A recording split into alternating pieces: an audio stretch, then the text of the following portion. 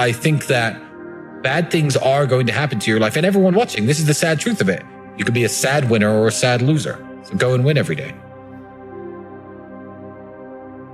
So I don't remember ever having any money or anything good. I've had my ups and downs in life. You know, the path to success isn't one big straight graph on its way up. Everyone who hears these words of mine and does them will be like a wise man who built his house on the rock.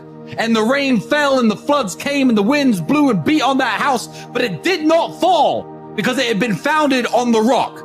And everyone who hears these words of mine and does not do them will be like the foolish man who built his house on the sand, and the rain fell and the floods came and the wind blew and beat against the house and it fell, and a great fall it was. My dad dying was the hardest part for me and Andrew to go through ever. But what you have to understand with things like that is you don't actually have a choice. People say this all the time, like, how did you deal with that? It's like, well, what was my alternative? Bring him back to life? There is no way out of it. You can either, and people say this all the time, oh, my mother's got cancer, she's going to die in 6 months. What do? I say enjoy the next 6 months with her. There are lots of situations in life where your hands are tied. So with Dad dying, it was a simple matter of, okay, you can let this destroy you, which is an option, and people do this all the time, drink themselves to death, I don't know, start cutting themselves, whatever stuff people do to cope with difficult situations, or you can be sad anyway, because you're sad either way. So you can work 18 hours a day, not let anything distract you, and stay focused on the mission, so that way you have less time to think about it, and you can be sad while you're working. And then, you know, when you start to come to terms with everything, you've got millions of dollars, as opposed to, oh, I've come to terms with everything, but I'm in a rehab clinic.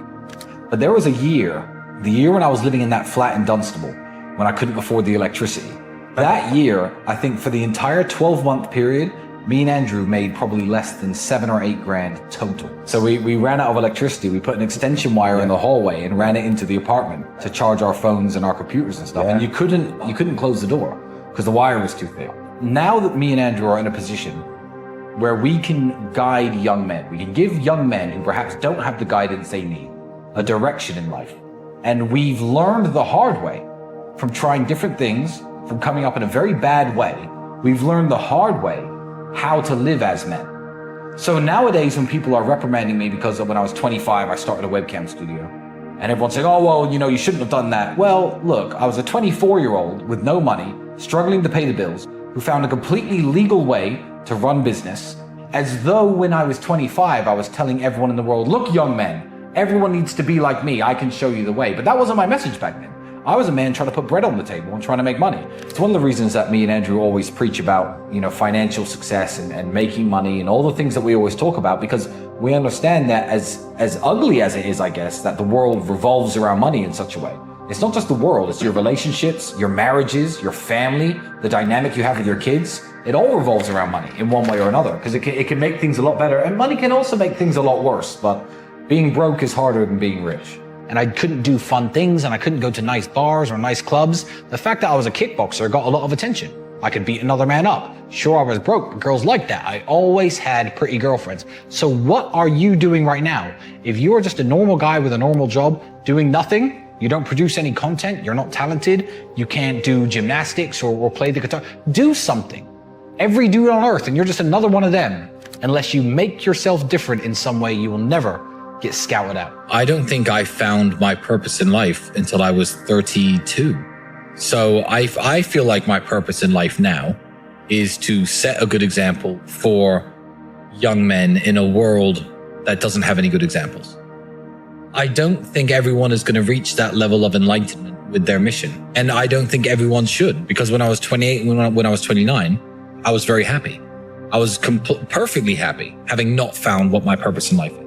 And you know what? I may think I know my purpose in life now. When I'm 40, I may realize it was actually something else and find something else. No, I don't believe life has to be a purpose. I just believe in making sure that you are happy and making sure that that happiness is spread as much as possible to the people you interact with and the people around you. That is a way to live a fulfilling life.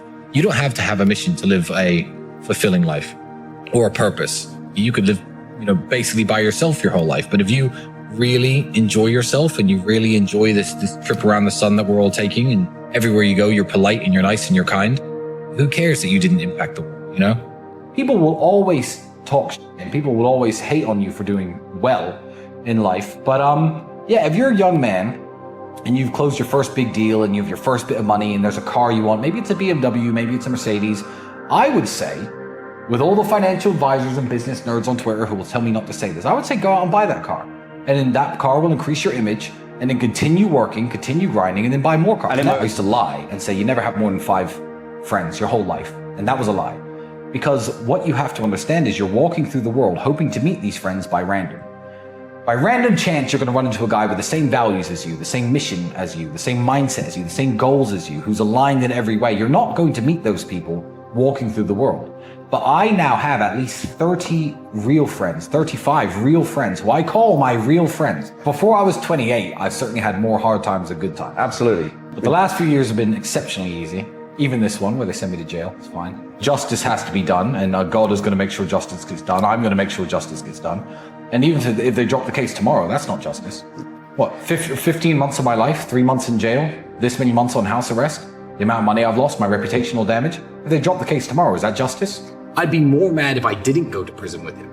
I'd feel like, I've taken all the good from being associated with Andrew, and, he builds me up and I build him up. And for him to be sitting in jail without me, it would just feel wrong. So I'm not even mad about it. I'm the opposite of mad about it. I'm glad they roped me in with it. I'm glad they said guilty by association. I'm glad they throw me in jail with him. And if they frame him for real and send him back, they better send me back too, or I'll break myself in. If you're gonna walk around the world running your mouth all the time about what you are and what you think you are, eventually something's going to come along in the world and test you. If you walk around saying, I'm the baddest man on the planet, I can beat anyone up on earth, one day someone in the street is going to be like, you're the guy who thinks he can beat anyone up and punch your lights out. I don't speak as much as Andrew, but I do say I'm a very strong-minded person. I always preach to young men, if you're going through hardships, you need to deal with it like a man, continue your training, stay focused. And it just felt like God gave me an opportunity to prove to myself, above all else, as well as to everyone else who listens to me, that I am actually what I say I am. So coming out of jail, I'm almost grateful for the experience, as hellish as the environment was. So I don't want to change anything about my current situation. So if I could go back in time and change anything in my past, I wouldn't. I'm very happy where I am.